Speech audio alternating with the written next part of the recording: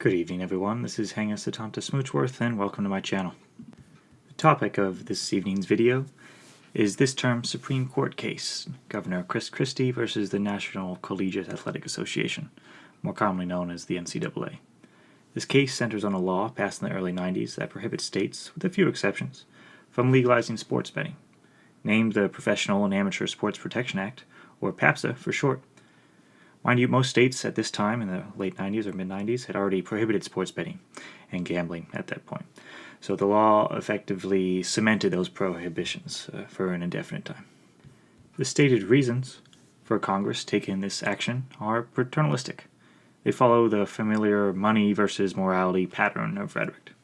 And I quote, "Although sports gambling offers a potential source of revenue, the risk to the reputation of one of our nation's most popular pastimes, professional and amateur sporting events, is not worth it." Furthermore, Congress argued, think of the children, and I quote, "to keep sports clean so that the fans, and especially young people, can continue to have complete confidence in the honesty of the players and the contests." It's one of the stated justifications for this law. They also argued that sports gambling threatens to change the nature of sporting events from wholesome entertainment for all ages to devices for gambling. And they were very afraid of gambling among our nation's young people. I am generally not persuaded by this sort of rhetoric, but this isn't really the place to criticize it. I'm focusing on the case here. Perhaps I'll do such a criticism in a later video series on popular rhetorical gambits. The Garden State, New Jersey, has decided to ignore this childish rhetoric and manfully fight Congress on this issue. The state of New Jersey's goal is to allow sports betting operations in Atlantic City casinos in a similar fashion to legalize sports betting in Nevada and in a different capacity in Oregon, Montana, and Delaware, the four states that were grandfathered in by PAPSA, the act in question. New Jersey's argument is constitutional in nature. The argument for New Jersey centers on a judicial doctrine derived from the 10th Amendment. It is called the Anti-commandeering doctrine. It prevents Congress from using state officials to enforce federal law. This doctrine has been used to invalidate, for instance, a federal scheme that required sheriffs to perform background checks on any would-be gun purchasers. It has also been used to invalidate the Fugitive Slave Act back in the day, and in part to limit Medicaid expansion aspects of Obamacare, or the Affordable Care Act. To quote Justice O'Connor, to sum up this doctrine, from the case New York versus the United States in 1992, "The Constitution has never been understood to confer upon Congress the ability to require the states to govern according to its instructions." New Jersey argues that PAPSA requires the officials of New Jersey to actively enforce the federal government's ban on sports betting.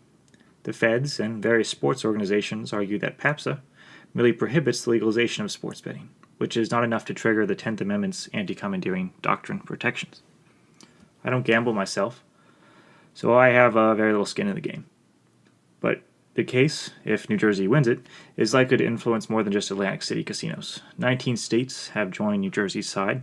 Sports betting ranks in about over $150 billion a year, much of which comes from illegal sources. And those 20 states are presumably eyeing to increase their share of that $150 billion pie. Would New Jersey or all 20 states involved have gambling operations? And if so, would that make our national pastimes less wholesome? Or even if all 50 states legalize sports betting, would young people no longer have confidence in football? I would love to hear what you think in the comments below. I can't say for certain, but for comparison's sake, England has bookmakers on what seems to be every street corner, and people still love soccer over there. The presence of sports betting in Vegas has not apparently dissuaded the football team, called the Raiders, currently in Oakland, from moving to Las Vegas in a few years. Fantasy sports, a form of betting, is now ubiquitous, and that has not caused respect for sports to visibly depreciate. Ironically, sports stars and sports organizations wading into politics has visibly decreased their respect. The NFL and ESPN have in the past few years become politically active, or at least more so. And for all intents and purposes, it seems to have blown up in their face. I personally would not be bothered if the NCAA read the tea leaves and piped down. In any case, I would love to hear what you think. Thanks again for listening and watching. If you enjoyed it, please like, share, and subscribe. And I'm happy to read any of the thoughtful commentary below.